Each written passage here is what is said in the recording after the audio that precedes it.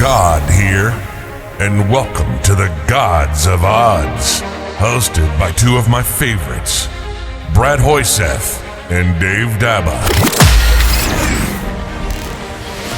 Welcome to the Gods of Odds. It is week 6 of your National Football League season. That is Brad Hoyseth over there in beautiful Southern California. I am Dave Daba, actually coming to you from the road today, actually in a different part of Southern California as well. We are, as always, not just excited, Brad, but super excited to give you our top 10 National Football League picks worth actually spending some money on. Now, we went ahead and we knocked out this recording on a Thursday. You are probably first seeing this on Friday. With that being said, Brad, my voice is all gone. I've been all over the freaking country this week. How the heck are you doing, my friend? Doing great. I noticed that you're in a hotel room there. Unkempt bed there behind you. Got the pillows flying all over the place. Sounds like you've had a busy week. Dave, for those that don't know, has some spotty internet service today. So hopefully we can knock this thing out real quickly and get into it. A lot of stuff happened this last week. I know the whole John Gruden thing was a big story, and so on and so forth. Once again, the NFL off to what appears to be an interesting start. It's hard to tell really who the best team in football is. Some would say the Cardinals. I think I sent Dave a message over the weekend. I said, I think the Chargers might be one of the better teams in football. What do you think, Dave? I am such a big fan of the Chargers right now, Brad. But this has sort of been like after the end of every week, it's a different team that we say is the best team in the National Football League. And what was really impressive, I think, last week was how well the San Francisco 49er defense played. When you think about just the job that the Arizona Cardinals had done against everybody, including the Minnesota Vikings in the hat I'm wearing right now. So if I had to say that the best team in football, I would have to go with the undefeated Cardinals. It was a really, really interesting defensive game plan by the 49ers. And it's something that we can get into later, but I believe can be duplicated by their opponent this weekend. Hey, I'm going to go in a different direction. I think the best team in football is the Buffalo Bills, and they're probably the least talked about team. I'm not sure why. But Josh Allen is, I think, established. He's one of the top quarterbacks in the league. They're kind of clicking on all cylinders. I mean, they had, 6 or 8 quarters in a row where they had a shutout. The defense is playing great. That's a tough team to beat. But, hey, I'm going to jump into it here. Week 1, the game going on later, Tampa and Philadelphia. I've been pretty solid so far picking the over-under games. I'm going to go over-under on this one at 52.5. I look at this game, and Philadelphia really is kind of a one-man show with Jalen Hurts. And although Tampa is a little bit shorthanded when it comes to defense, Levante David, I believe, is expected not to play. Winfield's not going to play, but the Bucs defense hasn't looked great so far, but we all know that they're capable of playing great. If there is a strength to the Eagles, it is their defense. I don't know what they're doing offensively. They just haven't gotten a lot of people involved in the offense. Jalen Reagor has never developed thus far. Miles Sanders, for some reason, is a forgotten talent. I don't know what they're doing there. But at 52.5, I see this being more around 48 or 50 as an over-under. I'm going to take the under in the Bucs-Philly game. Yeah, I think this is a tough one to sort of look at. I was definitely on the fence, and then Brad, I remembered Richard Sherman is now a member of this Tampa Bay Buccaneer team, and he's got to be good for preventing at least 4 or 5 points a game, right? Even at his age and with his lack of practice. I really like where the Eagles are headed. They're not there yet. I don't think as somebody that's going to throw some money down on this game, you can walk away from this, sort of saying, I'm confident that the Eagles are going to score 30 points against the defending Super Bowl champions. So that's why I'm actually going to agree with you. I'm sure Tom Brady will put up his Tom Brady numbers. Don't be fooled about the thumb is hurt spiel that sort of popped up earlier in the week. Hey, speaking of numbers, how about the Dave DeBaugh numbers here the last couple of weeks? I think we both went 6-3-1 last week. We've both been pretty red hot on our own games. It kind of, makes a lot of people forget about the first couple of weeks when nobody really knew what they had, and we all kind of suffered. Yeah, I mean, please ignore my first 2 weeks of the season. If you do that, it's been good. I mean, both Brad and I have had weeks where we've gone ran at a 70% clip, when 7-10. Really hard to do in picking against the spread. So, I think we're on the right track. You just don't know what's going to happen at the start of the season. I always say, like, the middle of the season is the easiest part to make some money on. The beginning and the end of the seasons are more difficult. So I like to save my money, Brad, for the middle of the season. Speaking of that, let me get into my first pick of the week. And that is, Mike Tomlin, and the Pittsburgh Steelers at home against the Seattle Seahawks on Sunday Night Football. The Steelers are favored by 4.5. Look, even if Russell Wilson was around, I think I still would be taking the Steelers, a home game on Sunday Night Football.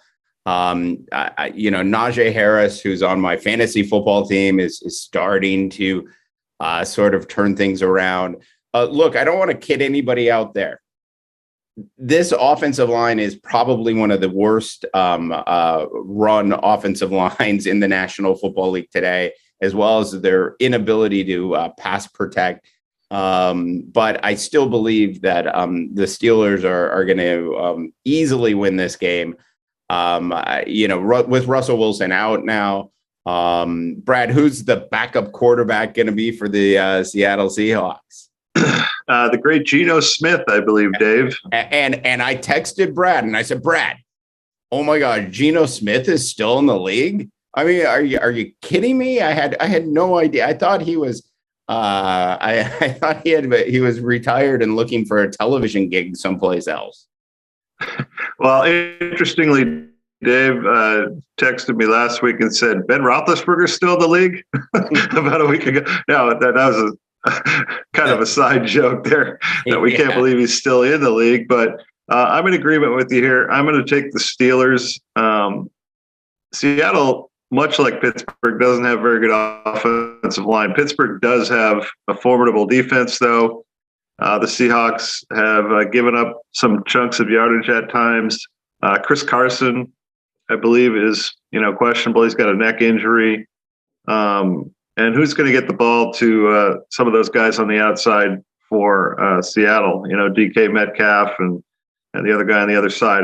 It's a tough challenge. Pittsburgh's kind of up against it. They need to win at home.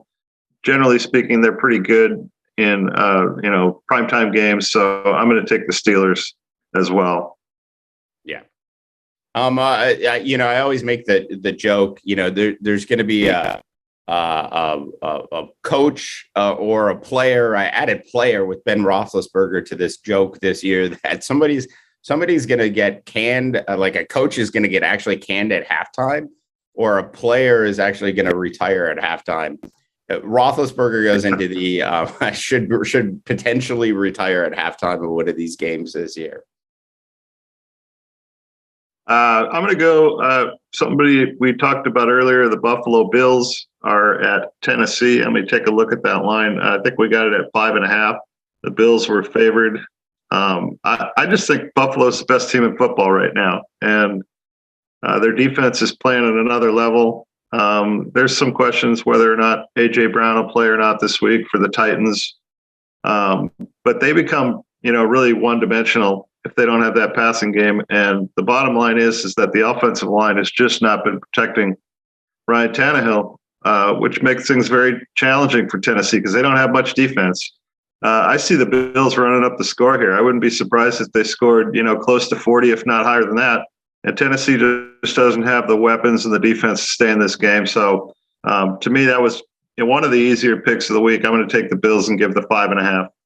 Yeah, I mean, only thing here is, I agree, Brad. Like the Bills on paper are the best team in the National Football League.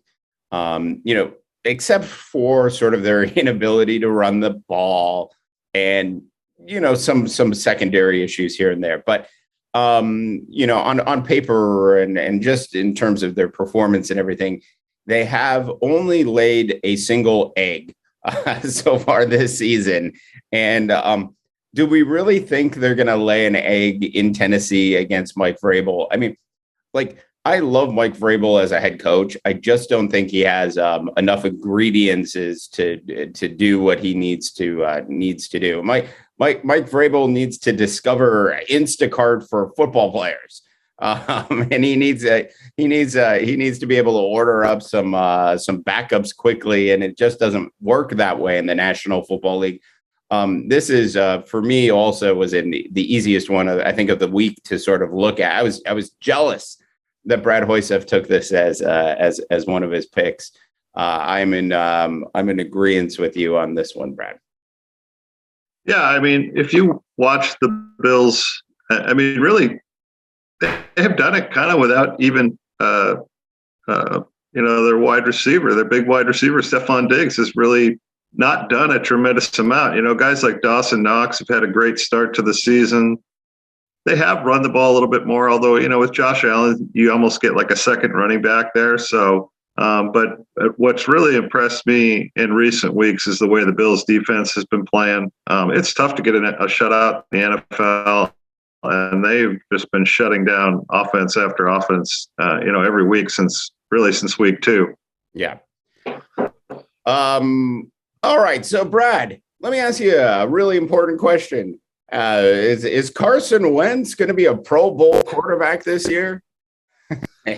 I don't have a lot of faith there that Carson Wentz is going to be the starter there all that long. I mean, there's questions whether or not he could stay healthy to even make it through 1 year, but things are not clicking in Indy. So, which takes me to the Texans on the road at the Indianapolis Colts. The Carson Wentz is favored by 10 points in this game. This feels like a Vegas sort of a sucker pick game to me. I like what I like the heart at the very least that this Texans team is playing with. A lot like Dan Campbell and the Detroit Lions.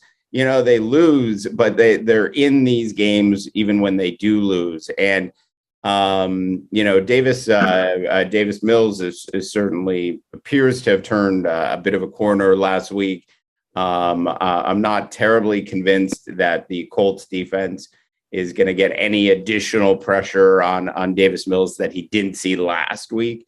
I like this. I like the intensity and the heart of this Texans team, so much so that I'm going to say there's no way the Colts are going to win this game by 10 points. With that being said, I'm taking the Texans.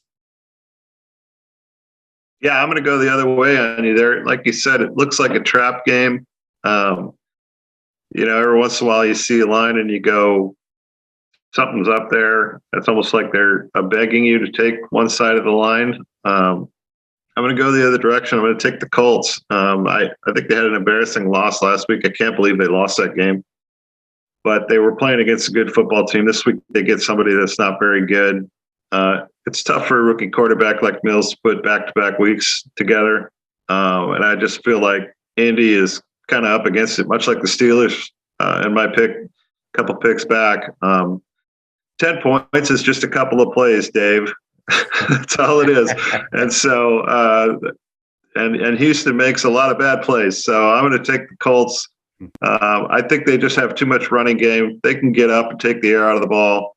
And Houston just doesn't have the offensive weapons. I'm going to go with the Colts. I'm going to give the 10 begrudgingly.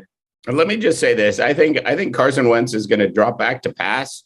He's going to see some blue in a Houston Texans uniform and throw a pick six in this game. I mean, like, I think the Colts are going to win this game, but it's not going to be by 10. And Carson Wentz will be responsible for them winning the game, but not winning the game by more than 10. Like, he will make a mistake that keeps the Texans in this game.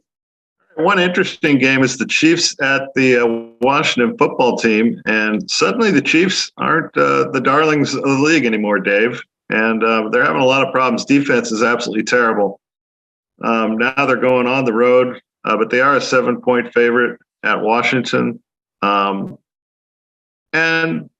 for what it's worth, I think the football team's played actually all right. I mean, I think they've played decently. They've got some young emerging stars on that team that are good. I'm not sure Taylor Heineke is the answer long term, but I just know that the Chiefs are desperate for a win, and they're desperate for a good performance. It's been a few weeks now since they've really done anything that looked like a championship caliber team. So the Chiefs are going on the road. I think it's a good time to bond, get to know your neighbors, and I will take Kansas City, and I'll give that 7. Yeah. What would happen to Nick Wright over at Fox Sports if the Kansas City Chiefs go on the road and lose to the Washington football team? Like, is his head going to explode on national television, Brad, if that happens? I'm just saying, it's absolutely unbelievable. All right. You look, as much as I want to, get behind Chad Heineke and this less than potent Washington football team offense. I do love, and everybody does love, the best nickname in football, Scary Terry. I mean, like, if your name is Scary Terry and you're a wide receiver, seriously, Brad, like, does it get any better than Scary Terry as a wide receiver? So I think this, Washington will put up a fight. This isn't going to be, the Chiefs winning by, 30 points, just horrific defense at this point. I'm sure they'll figure out some of the offensive schemes. It's almost as if, though, the Kansas City Chiefs offense has gotten so cute. And they have gotten away from the things that could work in specific games, and have just put out game plans that don't necessarily match the teams that they're playing. And so you see it, sort of week in and week out, and where they completely move away from any attempt to run the ball, and they end up, most of their running plays are gadget in nature, and like your running game can't be just gadgets. That makes the gadgets not gadgets anymore. So I really think at this point Kansas City will figure this out. This should be they should win by double digits in this game. They're just, quite frankly, a better football team. Yeah, I mean, you mentioned the cuteness of the offense for Kansas City. I'm not even sure it's the offense itself. I think it's Patrick Mahomes has gotten just a little careless with the football. And, the little things he used to be able to get away with, he's not getting away with this year. And there's some added pressure there now because the expectation is so high. I just kind of feel like, the talent is still there. It's really not a radically different lineup than what we saw last year for Kansas City. Washington, I think is one of those teams that's just a long ways from really being a championship caliber football team. The defense is decent. The offense has its moments, but when you play Kansas City, you have to match them stride for stride, point for point. And at the end of the day, I think the Chiefs are at least a 10-point better football team than are the football team. Yeah, I agree. In this next game, Brad, the question is, if the real Mike McCarthy shows up, that would be bad for the Dallas Cowboys as they go on the road to the New England Patriots. The Cowboys on the road against the Patriots are a 4-point favorite. This on I was in Texas, most of the week this week, and there's even skepticism amongst the Cowboy fan. It's not just us, Brad. A lot of people there are not fooled by Mike McCarthy at all. I mean, these are real football fans in Texas, and they know McCarthy is not really pulling the strings in the way you think a traditional head coach would. But there is a lot of confidence nonetheless. And sort of the thing is, like, if Mike McCarthy can just stay out of the way, the Cowboys offense and defense seems to be churning. I can't wait to see what Dan Quinn, the defensive coordinator of the Cowboys, does against the rookie quarterback, because it's going to be dink and dunk the whole time. Very little probability. Magic 8 Ball says probability is high that Mac Jones won't throw a ball that travels further in the air than 30 yards in this game. I'm definitely going with the Cowboys in this one on the road. They are. I don't think this is the week where a Mike McCarthy impact destroys a win for this Cowboy team. Yeah, I'm going to agree with you here. The Cowboys are a pretty good football team, and what I like is that they are spreading the ball around offensively now. For years, it was the Ezekiel Elliott show, and then at times they would kind of go crazy throwing to one or the other receiver, and they seem to be a lot more balanced this year. You mentioned Mac Jones probably won't throw a ball down the field that far. He really doesn't have anybody to throw the ball to down the field that far. Yeah. I mean, it's just a roster that is very limited. Hunter Henry has started to get a little bit involved, but it's a pretty weaponless and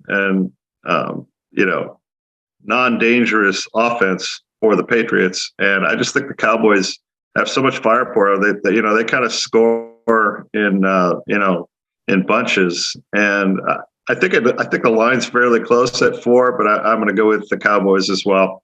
Yeah, I mean, I think the only thing that could get in the way of this is weather. Last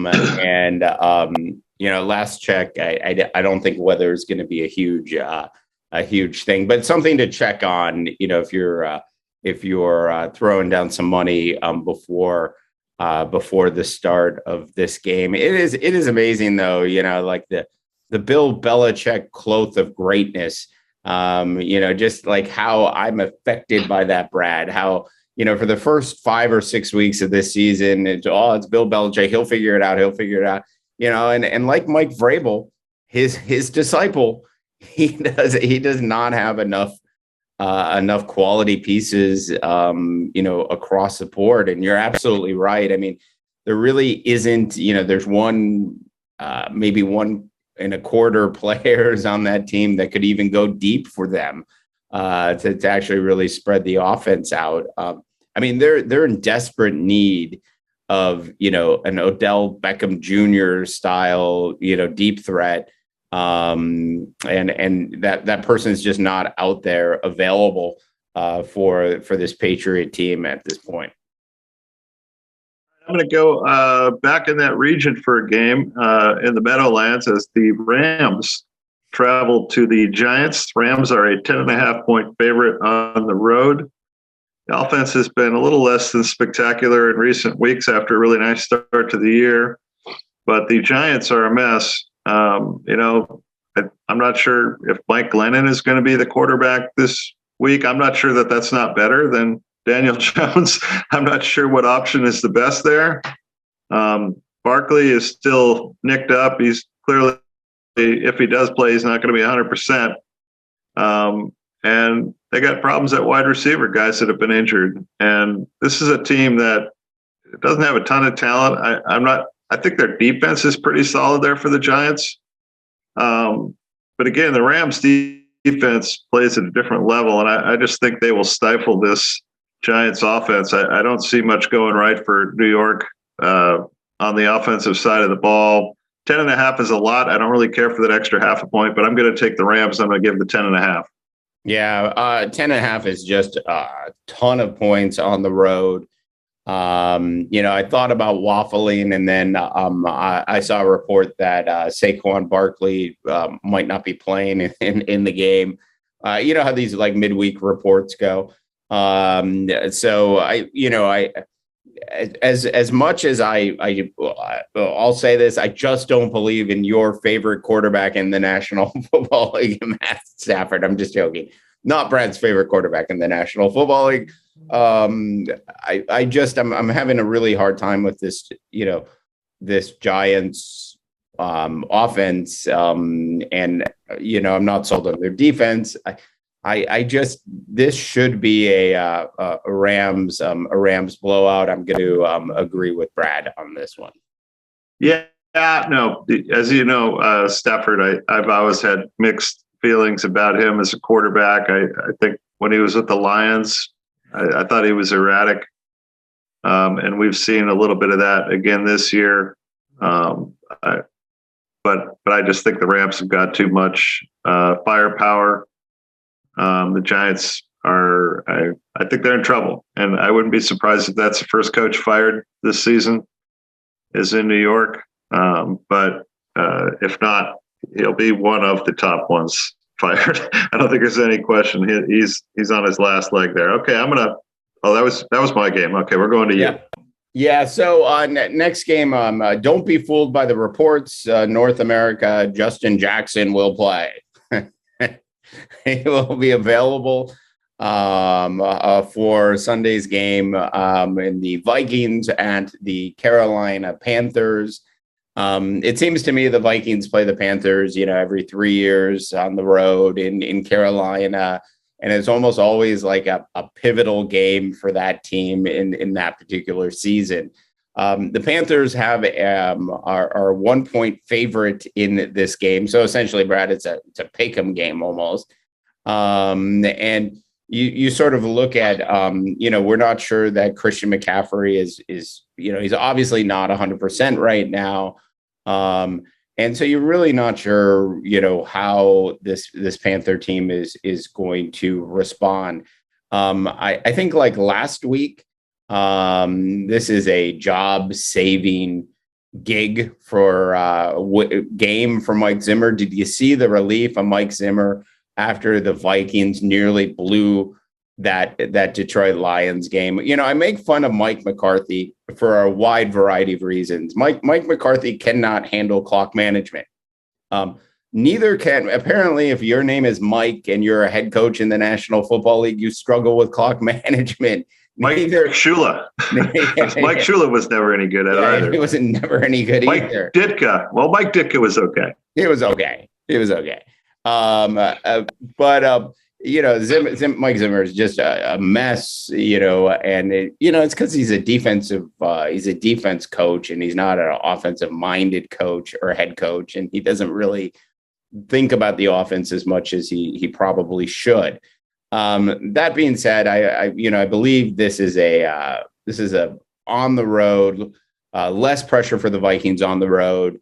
They match up fairly well. I could see Kirk Cousins having a fairly big game. The offense has definitely struggled in the last 2 weeks, and haven't put up the kind of numbers they were putting up at the start of the season. This is really close because this is a good Carolina Panther defense. Dalvin Cook, as of today, is going to play. Brad, you and I both know that might mean he plays, 2 series and then is out for the rest of the game. And we all know how once Adam Thielen has a hamstring injury, you can just write him off the books for 4 or 5 weeks. But just the offense potential here is greater on the Viking side of the ball. This is not, as Brad might call, a heart pick, as he might be thinking. It's a really close one. It could go either way, but I am going to go with the Vikes. More riding on this for Zimmer and this team than for the Carolina Panthers. Yeah, ordinarily I probably wouldn't pick this game, just not knowing anything about Christian McCaffrey and whether or not he's going to be available, because to me that is a big difference. If he plays, I like the Panthers' chances. Sam Darnold had a very off week last week after a tremendous start to the season. Sorry, Brad. I would say Sam Darnold had a typical Sam Darnold week last week. No, I mean, Darnold's had a great start to the year. And when you take McCaffrey out of that offense, it's clearly not the same animal that he's dealing with. But I kind of feel like, just when we think the Vikings are playing well, it's time to take off the blinders and realize who they are. And going on the road, Dalvin Cook is dinged up. Justin Jefferson is a little bit dinged up. And Madison, I believe, is also a little bit dinged up. It's a team that really hasn't looked great offensively at times, playing a team in their own home that is very, very good defensively. It's a close line. Like I said, I wouldn't pick it without knowing the McCaffrey status, but I'm going to take the Panthers. I'm going to give the 1 point, but I don't feel comfortable on either side of that line. Yeah. I agree. We put these games together at the start of the week, which are the 5 games we're going to pick, and we share them with each other, and then we stick to them. And I regretted actually putting this one on my list, but especially as I saw like the injuries, start to mount on both sides of the ball. I mean, the list of players on both teams that haven't practiced this week is pretty big. So yeah, and we got some flack from the super fan this week too, Dave, who said, "Why didn't you pick the Vikings game last week?" We always pick the Vikings game, both being from Minnesota. Our families are back there, and we've got a lot of super fans back there, and it took a lot of heat for that. So I'm glad that you put it on the board, because I wanted nothing to do with it. All right. I know where some of our audience is. It's one thing to not have them once during the season. That will be the only time we don't have them during the season. All right. My final game is the Packers at the Bears. When we got it, the Pack was a 5-point favorite going to Chicago. A lot of question marks in Chicago about who's going to be available. It looks as if Justin Fields will play, but they may be going to a third-string running back now. I think their backup behind Montgomery might have gone into COVID protocol, so it might be a rookie running back with a rookie quarterback and limited skill set on the outside. Now, the Bears' defense has been playing great, and these two teams know each other really well. But Aaron Rodgers and the Packers have just kind of seemingly flown under the radar the last 4 weeks, and they have collected themselves after that disastrous start. Going on the road, Rodgers has generally had pretty good success against the Bears. I'm going to give the 5 points, and I'm going to take the Packers. Yeah, it's like I want to jump on the shoulders of Justin Fields and Matt Nagy and go against you on this game, but there's money on the line. I agree. Just Aaron, a single player, a great quarterback can really make a difference in the National Football. I mean, like somebody that really can control, how long a drive takes before they score a touchdown, or how quickly they're able to strike. This game is, as much as I want to go with the Bears just to be different. I think Brad's got me by 2 or 3 games in our overall standings, and I got to find an area, some place to make that up. This is not where I'm gonna do it. I'm gonna agree with you and take reluctantly, by the way, take the Packers in this one. Probably a smart move on your part, Dave. It's a long season. 3 games means nothing. You can make that up in 1 week. No need to go off the deep end, trying to, overturn the past. Hey, so Brad, should Lamar Jackson be the highest paid quarterback in this National Football League? Absolutely not. Jackson is one of those guys that has unique skills. Probably, unlike most of the quarterbacks in the league, maybe not named Kyler Murray or something like that. But in terms of quarterbacking skills and throwing the football, I still think he's a long ways away from being great. I think he's, one of the 10 or 12 worst throwing quarterbacks in the league, but he does have that element and ability to run. I don't like the Ravens offense at all. I'd rather see a more traditional look to it. When that quarterback is your number one option running the football, I think you're just destined to have an injury at some point during the year. Yeah, I mean, we haven't really touched on the John Gruden fiasco and the Raiders organization at all this week. But to me, Lamar Jackson has always been like the quarterback of that Al Davis would have loved to have. Just win, baby. Because like you get him into these games, and he can be down, and he just. There's 5 or 6 games a year that he can actually just put on his shoulders and go win for his team. I absolutely love Lamar Jackson. I like the difference that he brings to the National Football League. The question is, Ravens at home favored by 3 against the Los Angeles Chargers. Another great, my favorite young quarterback in the National Football League today, and Justin Herbert. This is I don't know what the over under on this is, but it's going to be a shootout for sure. I think this is a statement win for the Chargers. If you're giving me 3 in this game, the Chargers will always play close games. I'll take the Chargers on the road. As much as I love what Lamar Jackson has done, knowing a little bit about this Los Angeles Charger defense, I think they'll go back to spying Lamar Jackson, and will probably prevent Jackson from getting loose for the most part.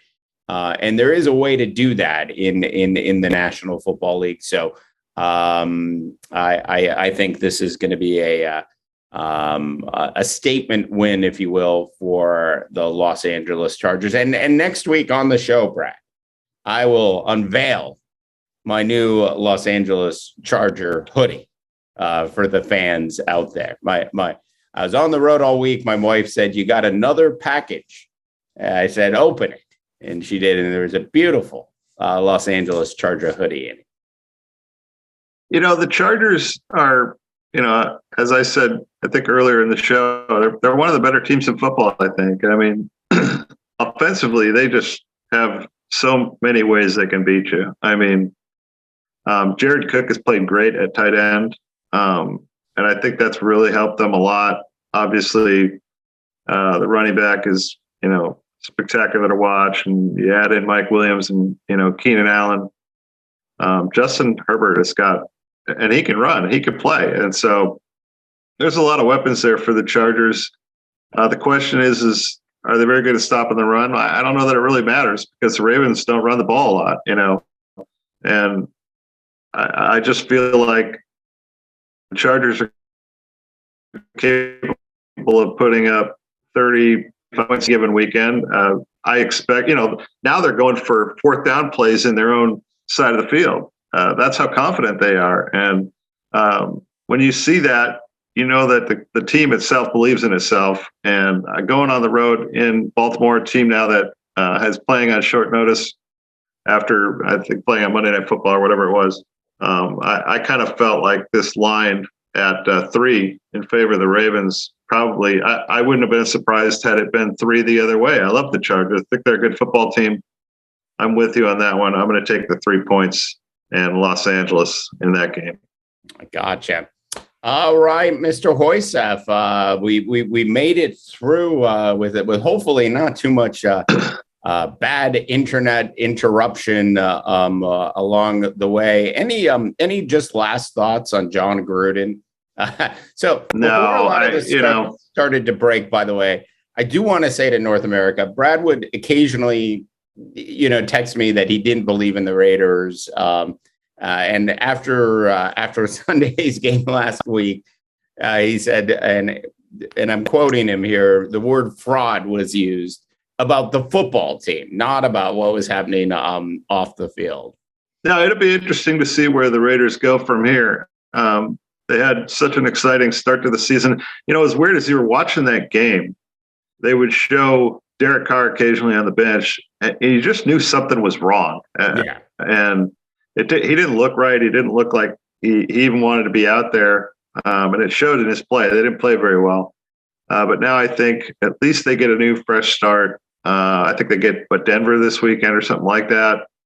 And so it'll be interesting to see where they go. But clearly, after you see and read some of the things that were out there, it was time for the Raiders to move on and for Gruden to take a back seat and get away from the organization. Yeah, and from a financial standpoint, probably it being a resignation as opposed to a firing saved the. You remember this was a 10-year, $100 million contract. So they probably, I think it was in year 4 or 5 of his deal. So the resignation versus firing, which is really what it was. Probably saved the Raiders organization a good, $50 million, which they would have fought him over anyways in court. So, just be really interesting to see what else comes from the 600,000 emails that are currently out there. Not to be a conspiracy theory guy here too much. Clearly somebody at the National Football League had enough of Gruden and wanted him out because it wasn't just the first email. After the first email leaked, that didn't push the Raiders far enough. It took a couple more before they finally did the right thing and moved him out the door. It'd be very difficult, Brad, for Gruden to ever come back from this. Either as a coach or as an analyst in the National Football League. Yeah, no question about it. And that is an interesting game this weekend. We didn't talk about that one. The Raiders, I think, in Denver. Mm-hmm. Denver offensively hasn't looked real good the last few weeks. And the Raiders now with a fresh start, new coaching staff or a new head coach anyways, interim. Let's see if they can regain some of that mojo they had at the beginning of the year. I stayed away from that game, and I wanted nothing to do with it. Yeah. And I if you're out there, betting on games this week, you do not know which Raider team is going to show up here. Is it, so it is way too, I think it'll be a couple weeks before I'd even feel comfortable, going one way or the other in any sort of Raider game. On that note, Mr. Hoysef, I want to thank everybody for tuning in to week number 6 of season 2 of the Gods of Odds. That is Brad Hoysef over there in beautiful Southern California. I'm Dave DeBon, a different part of Southern. His sun is stronger where he's at than I am in Southern California. We wish you all a tremendous rest of your sports viewing week. God here, and thanks for tuning in to the Gods of Odds. For more semi-witty sports commentary, please make sure you check out Mighty.Rip. Okay, go ahead and kill the music now.